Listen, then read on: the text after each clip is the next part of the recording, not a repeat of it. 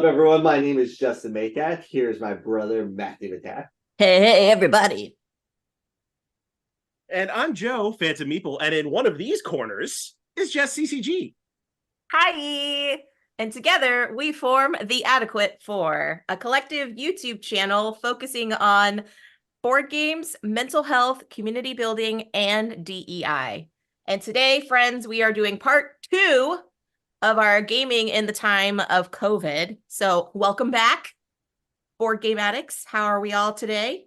Yeah. Yeah, we are doing fantastic. I can feel the enthusiasm in the room. It's great. We are I'm doing amazing. We are pumped. I'm we are pumped. psyched. Come on, let's go. Psych it up. Where's the energy, people? Come on. We're the freaking addicts. Let's go. Let's go. I have Ah! an adequate level of energy right now. Oh my God.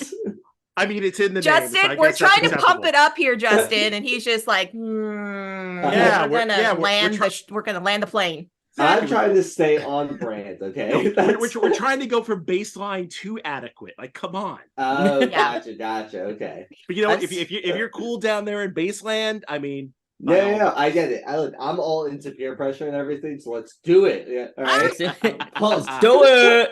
I'm still trying to figure out what the heck we're even talking about. Well, today, Matthew, to fill you in, we're talking about gaming in the time of COVID. So part 1, we discussed where we all were pre-COVID, where we have come and where we are now, like post-COVID, or majority of it being post-COVID.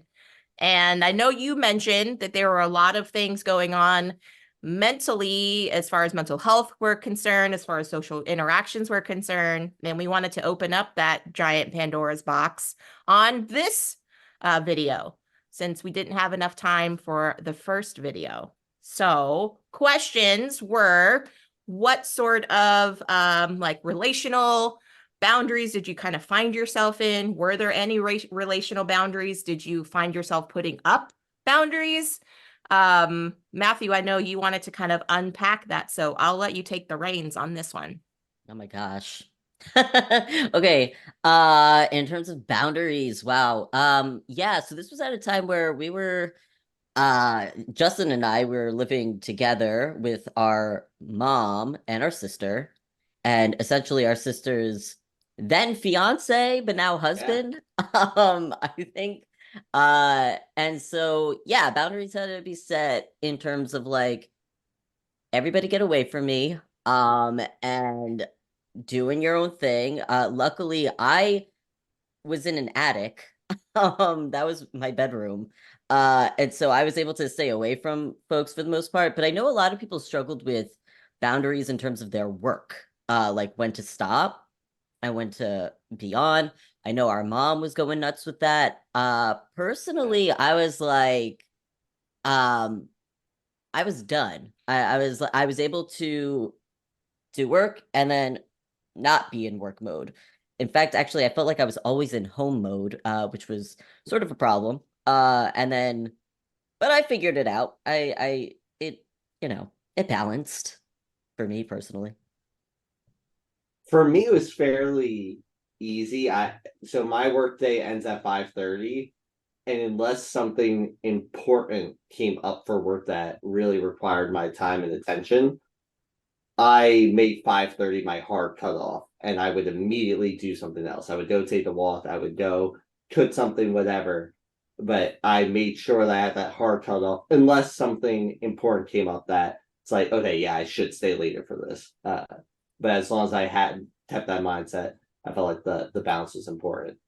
That being said, also though, my first full-time job started during COVID. So I never had the before times of working 5 days a week in an office. I never had to do that.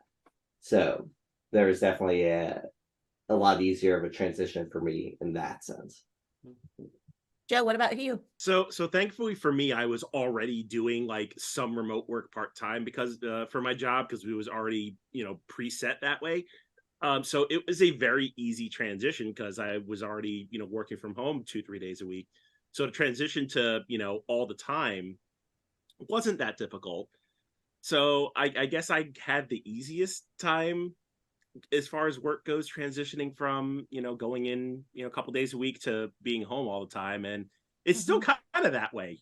I still mostly do work at home, whereas, I go into the office every once in a while. And the specificity of my job is just, it goes and fluctuates. So I kind of set my own hours as far as like when I need to work and when I don't need to work. So there never really is a true off switch, but I can turn it off if I need to.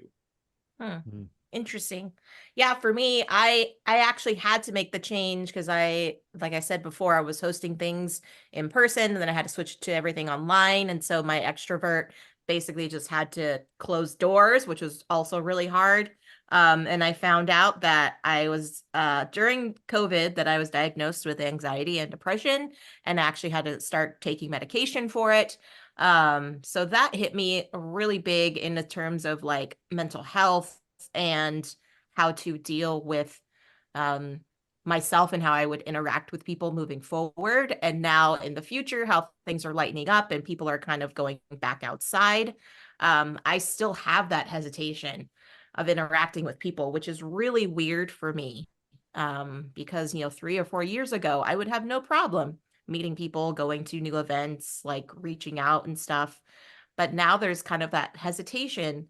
So I guess my next question would be for everyone, did you feel that yourself had to switch, or did you notice a switch in your social environments, in your social circles because of the pandemic and what resulted from it? Like, did you see yourself, being more hesitant, or maybe the opposite, being more excited to like see everybody now that, we're not on lockdown anymore? What was that? What does that look like for all of you? Well, much like you, Jess, I actually also I think I was already diagnosed with anxiety and everything, but and depression, but I wasn't on medication until uh COVID, or until lockdown rather. Um and at first I was fine, but really what took place was having to take an exam. It was my licensing exam for becoming a therapist. And I actually had to practice uh taking an exam. It was like a 3 hour long exam with a mask on. Um, and this was at a time where like we didn't wear masks. Like I was gagging and stuff, like wearing it for a long period of time. Both because of anxiety and because of just like feeling like I can't breathe and whatever. So I had to actually practice while studying with a mask on. Needless to say, even after the exam, but before the exam and then after the exam, I went into a very deep spiral of uh, anxiety and panic attacks. Like it was debilitating. I could not get out of bed most days. And I wound up having to take a break from Room 51, and Justin took the reins for, I think it was like 2 months, maybe, but at least 1 month. And then there were people who I was supposed to stream and stuff with them, and I had a last minute cancel because I was having a panic attack and I couldn't like go on. And so I felt really badly about that. And so to this day, I am on medication for that. And also trying to figure out things with the medication. But in any case, as for my relationships with people, my girlfriend at the time, who is now my wife, we would see each other all of the time, and now I couldn't see her at all. Because she lived in Queens and I lived in Brooklyn. So this whole thing was going, we were trying our best, we would have like online dates, and stuff, but it wasn't quite enough, and it was so that was hard. But I will say that once I was on the medication, once I started feeling calmer, um, I'm naturally a shy, introverted person. So, um, actually speaking online is something that is much more intuitive to me. It feels better for me. And I was able to make more friends that way through the board gaming community by reaching out online and actually just having online games getting played and streaming together and things like that. So in that situation, my social life and network actually increased thanks to lockdown. Yeah, I think that start of lockdown was much more of a outside anybody outside the house. There was like no visits at the very beginning. Probably till a couple or no, a few months into like half a year in till it really started to like die down for us a bit of not seeing other people. But that's also when Matthew and I really ramped up the Room 51 stuff and trying to stream with other people and like just those online connections and whatnot. And that's something that has been maintained still, but has definitely died down a lot because of how much busier things have gotten after lockdown. That's definitely something that slowed down a lot since the lockdown. But if it wasn't for the lockdown, I don't think it would even be at the level that it is now of us, like the amount of people that I have on Discord that I'll communicate with and whatnot. Yeah. That's definitely something that the lockdown ramped up. Yeah. So for me, when lockdown happened, I don't want to make this sound really, really sad, but it's the absolute truth. So when lockdown happened, nothing changed. Before all that had happened, basically,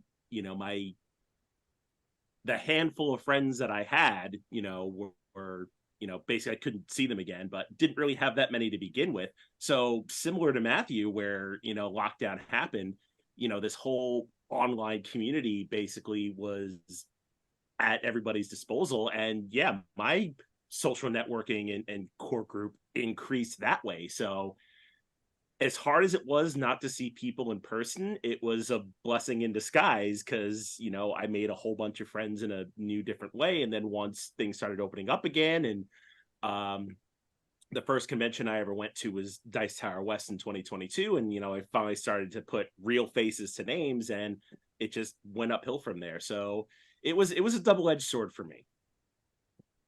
Yeah, I would agree with that to some extent in that it was difficult for me because all the groups that I had here with my in-person groups also kind of disbanded, and everyone either was not super tech savvy yet or were not interested in becoming tech savvy. Like, I'm not interested in learning Zoom. I don't even want to know what Discord is. And so a lot of those people just kind of disappeared. But then on the flip side, same thing was growing in this online community because I think all of us as content creators, we were all struggling to try to build our communities again. And one way we did that was online. And I think we were all learning at the same time together. So it was kind of like this beautiful relationships that have built from that. So I feel like in a way, COVID was positive in that way. But it was also kind of those hardships of like people that were really close to you. Either they were in your pod, like in your circle, or they were not. And I think the biggest thing for me that was hard was to truly know who people in your circle really were, like because they would go that extra mile to like check in with you, or like shoot you a text, or like intentionally want to learn Zoom just to stay in contact. Like, I definitely found my people based on those parameters. And I think a lot of people found that too, of like, oh, I thought these people were my close friends, but now I haven't talked to them in 4 or 5 years. Um, and how that's kind of shifted. So I'm curious, do you think going forward with like board gaming and how we have developed these digital platforms and how we've developed online gatherings like Discord spaces and things like that, do you think that people are now leaning more towards building their communities where they have that kind of control, where they can enter into an online space?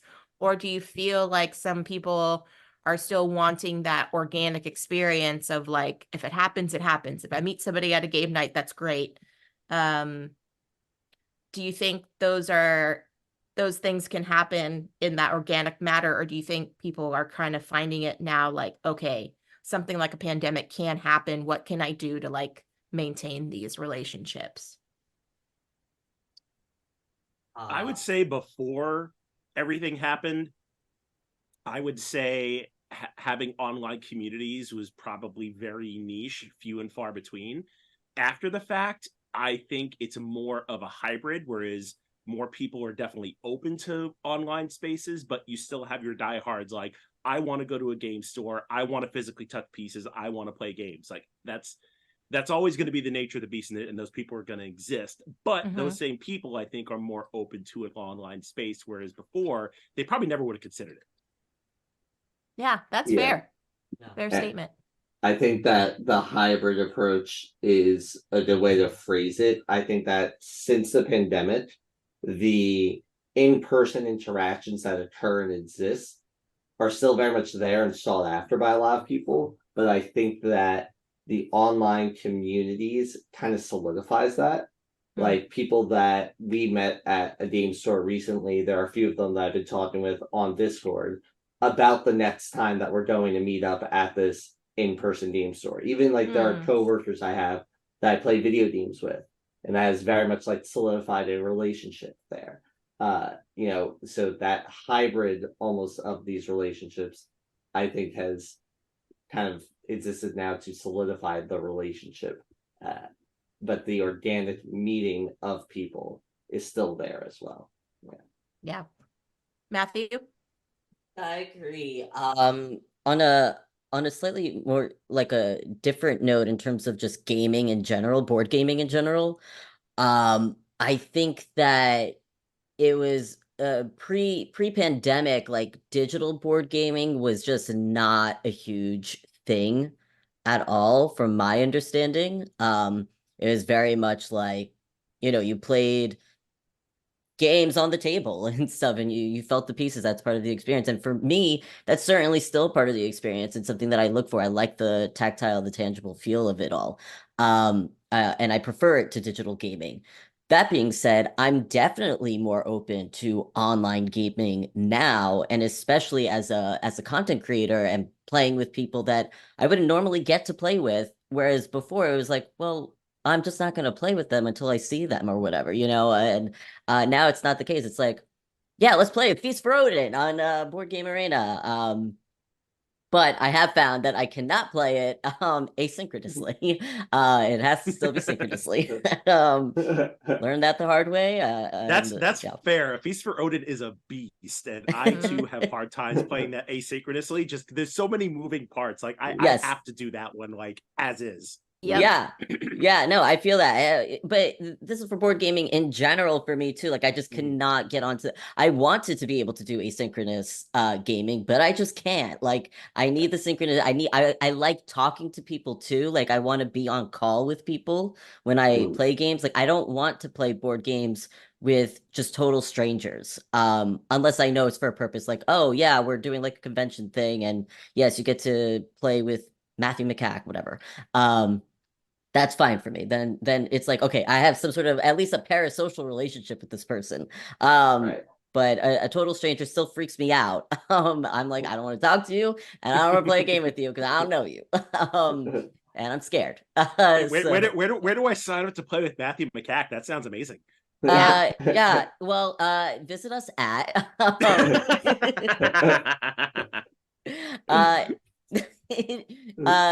yeah, but it's just one of those things. It's fun for me to be able now to be able to play games online, but I still go towards the physical. I also think that solo gaming has taken a huge spike.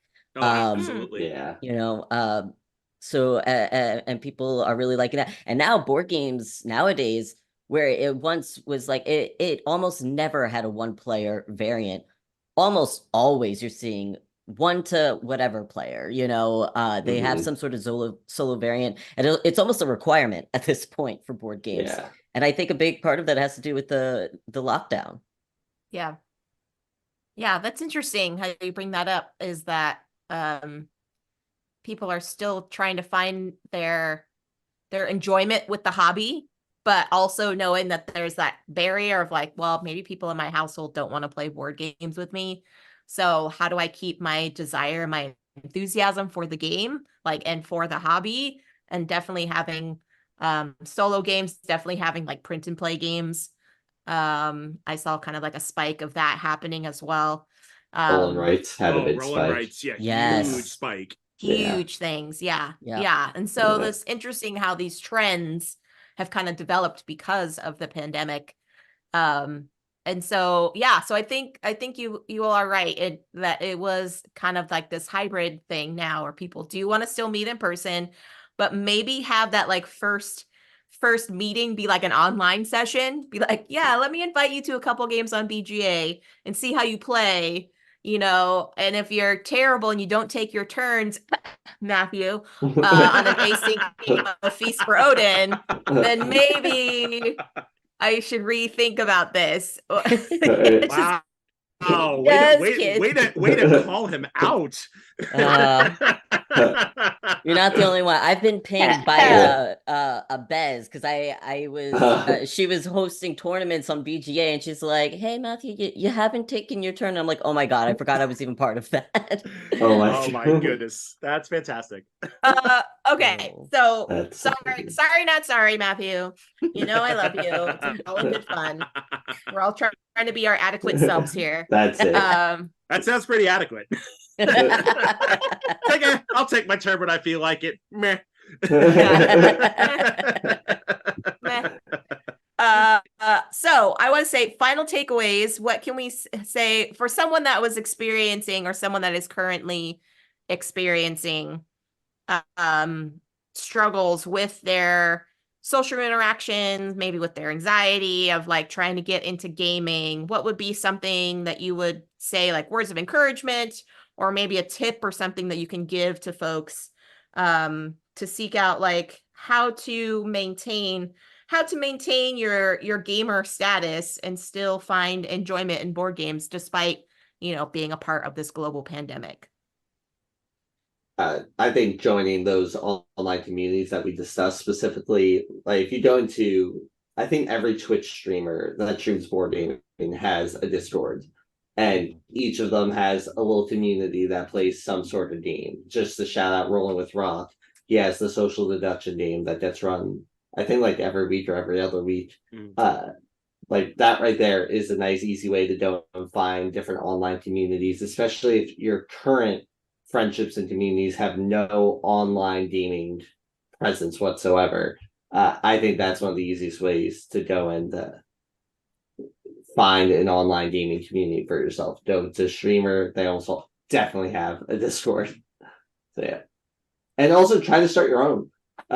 That's another thing. Try to like go into a Discord if you see there's not really a community going with like gaming. Try and push for it. Try and message people and see if you could get something going. Yeah, I think That's pretty a great bold. one. yeah, Pretty bold. Yeah, I would agree with Justin. This is one of the very few instances where no matter your personality type, I would say rip off the band-aid and just try it. Like, yeah, just jump into a Discord, say something. Somebody's going to answer you, and if they don't, try another one. Like yeah. you eventually something's going to hit. I know that could be daunting for a lot of people, especially if you have anxiety, but as far as the online space goes, it's one of those instances where it's not going to come to you. You have to go to it. So rip off the band-aid, just go. Try it. Yeah. Matthew? Yeah, no, I think those are that's a fantastic one, the Discord. I'm actually gonna say something a little bit of the opposite. Just because I know that I've gotten extremely burnt out on answering folks through online and stuff, which is also probably why I couldn't keep up with the asynchronous play. And that's to not force yourself into these sort of things where, you know, you could try things. If you don't like it, that's fine. You don't have to answer everybody immediately. That's okay. And same thing for gaming. You don't have to burn yourself out on gaming either. If sometimes it might be good enough to just watch a playthrough for you. That might be just as enjoyable without having to, you know, keep up with the Discords and the, you know, all the online communities and everything, if you're already part of that. So sometimes taking a break is good too. Yeah, that's fair. I will also add to it, if you are someone that owns a Discord server, like a lot of us here on the video, Try to make your spaces more inclusive. Try to have those spaces where it's like, we're just going to do an introductory BGA day where everybody can just jump on. We'll all learn these games together. We'll kind of trek through things. Because yes, as much as we want to encourage people to be bold and to get out there and to make their names known, we also want to, on the flip side, give that encouragement to those hosts to make those spaces welcoming and inviting. So that way, when these people do come in and they feel bold, like emboldened to kind of want to reach in, they are welcomed with a good experience. You know, they are welcomed with something that just makes them feel like they want to return. So I think in that sense, it's kind of like twofold in a way. Like, yes, go out there, find your people, but also if you are one of those people that wants to host to bring more people in, make it a more welcoming environment. Make those spaces, make those bold call outs. Just be like, hey, this week we're doing a queer night. So come on over to the Discord and we're going to play some games designed by queer people. Or, you know, we're going to celebrate Women's History Month. And so we're going to do all these women artists and all this kind of stuff. Make those spaces more available as well. Because yes, like we've all talked about in some way or another, it's hard to find friendships in gaming unless you've already had someone from like years prior, you know, something that happened pre-COVID. You know, where a lot of us aren't fortunate enough to even have a local game store nearby. I know that there are several people throughout the world that don't have a friendly local game store that they can go to. So making those spaces more readily available, I think, is also key for everyone to feel like it. But just to be reminded that we should have access to a board gaming in any space that we find ourselves in, whether it's an online space or otherwise. And also utilize places like board gaming libraries. I know a lot of public libraries are now trying to bring in like tabletop games and have like tabletop nights and things like that. So try to find those spaces outside of like, you know, your normal game stores or game cafes or things like that too. So bring it up to your local libraries. Yeah, they're not already exactly. All of our Discords will also be in the description. Yeah, there you go. Come on by. Yep, and we will join that. So any final words before we sign off today, friends? I'm just feeling so adequate. Yeah, I'd agree with that. This was an adequate conversation. This was very I think that I think we met the mark. Yes, we have started up here, went up here. So, you know, it wasn't a giant bar to climb, but we did it. We did it, everyone. And I am interested. I'm sorry. I'm just interested from the viewers. Like, leave down below in the comments, like, what are some things that you've done or want to see? You know, in gaming, as we progress through the pandemic and all these things. And what you have. Yeah, and of course, in general, like, what do you want to see from us? Like, do you want to see us fire Justin more? Like yeah, 51. Like, is that something you want to see? Exactly. It could be done. I mean, the rest of us do. So we just want to hear from you as well. What do the people? What do the want? people That's want? What we need to find out. I have a feeling they want my employment status to be steady. Okay. I think that is steadily unemployed. Yeah. There we go. That is one person's opinion. But joking aside, yeah, let us know what you want to see from us. Yes. I mean, we're still relatively new here in the YouTube space, but yeah, we're open to ideas. Yes, please. And so leave them in the comments below, when we will get to them as soon as we can, in an adequate amount of time, I will say.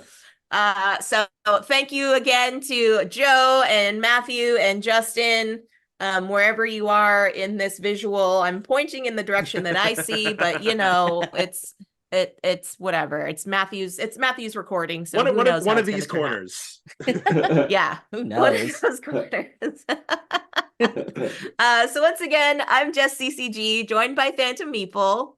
Over here is Matthew McCack, joined by Justin Maycack.